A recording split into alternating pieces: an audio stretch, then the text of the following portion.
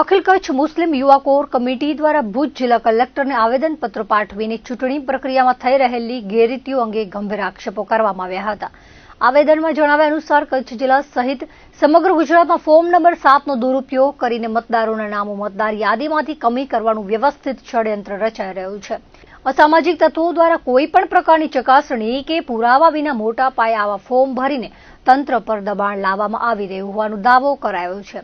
આવા તમામ શંકાસ્પદ ફોર્મની નિષ્પક્ષ તપાસ કરવામાં આવે અને ત્યાં સુધી તેની પ્રક્રિયા સ્થગિત રાખવામાં આવે તેવી માંગ કરી હતી। સમગ્ર ગુજરાતની અંદર જે એસઆઈઆરની પ્રક્રિયા શરૂ કરવામાં આવી ત્યારે શરૂઆતમાં એવું કહેવામાં આવ્યું હતું કે 2002ની મતદાર યાદી જે છે એના આધારે આ પ્રક્રિયા શરૂ કરવામાં આવી છે। જેમનો 2002ની મતદાર યાદીમાં નામ છે એ લોકો એક પ્રકારના ફોર્મ બીએલઓ તરફથી આપવામાં આવ્યા હતા કે એ ફોર્મ આપણે ભરીને મતદાતાએ આપવાના છે।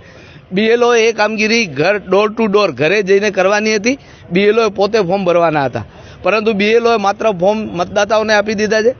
મતદાતાઓએ જે ફોર્મ ભરીને રજૂ કર્યા છે એ ફોર્મ મતદાતાએ આખા પરિવારના ફોર્મ પોતે રજૂ કર્યા છે અને એનો કોઈ પણ પ્રકારનો પુરાવો મતદાતાઓને આપવામાં આવ્યો નથી કે એમણે ફોર્મ રજૂ કર્યા છે।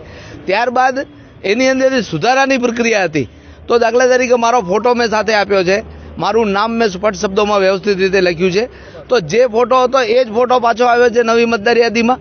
નામ જે હતું એ જ નામ આવ્યું છે, કોઈ પણ પ્રકારનો ફેરફાર આમાં કરવામાં આવ્યો નથી। તો કઈ પ્રકારની એસઆઈઆરની પ્રક્રિયા અત્યાર સુધીમાં તંત્રએ કરી છે એની સામે સવાલો છે। છેલ્લે જે વાત નીકળીને બહાર આવી રહી છે કે ફોર્મ નંબર 7, તો ફોર્મ નંબર 7ની અંદર મારું ફોર્મ કોક જમા કરાવી જાય છે અને એ વ્યક્તિ ઇન્વર્ટ પણ કરાવતો નથી, એ ડાયરેક્ટ બીએલઓને આપી દે છે, ચૂંટણી અધિકારીને આપી દે છે। એની અંદર મારું ફોર્મ જમા કરાવનાર એ વ્યક્તિ કોણ અને એણે શા માટે આ પ્રકારના ફોર્મ લોકોના જમા કરાવ્યા છે એ બાબતે કોઈને પણ કંઈ ખબર નથી। તંત્રએ આવા લોકો પાસેથી તમામ પ્રકારની માહિતી મેળવવી જોઈએ। કયા બીએલઓ પાસે ફોર્મ નંબર 7 કેટલા લોકોએ જમા કરાવ્યા છે, કોણે જમા કરાવ્યા છે, શા કારણોસર જમા કરાવ્યા છે, કોના કહેવાથી જમા કરાવ્યા છે।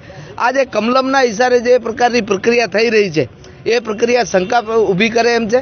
મતદાતાઓ આવનારી ચૂંટણીમાં ખાસ કરીને મુસ્લિમ, દલિત, એસટી, એચસી, ઓબીસીના જે મતદારો છે એ મતદારો મતદાન ન કરી શકે એના માટેનું સરકાર દ્વારા આ વ્યવસ્થિત રીતે કરવામાં આવી રહેલું કાવતરું છે અને આ ફોર્મ નંબર જે 7 છે એ ફોર્મ નંબર 7 જેમણે પણ જમા કરાવ્યા છે એ લોકો સામે 100% પોલીસ અને જે સંબંધિત તંત્ર છે ચૂંટણી પંચ એમણે એફઆઈઆર નોંધવી જોઈએ, પોતે ફરિયાદી બનીને આ આખા બનાવની જે તપાસ કરવી જોઈએ। નહીં તો આના માટે જે સીબીઆઈની કે નિવૃત્ત જજની કે જરૂર પડે તો એલસીબીને આ બાબતે તપાસ સોંપી અને આ પ્રકારની કાર્યવાહી કરવી જોઈએ એવી સ્પષ્ટ અમારી માંગણી છે।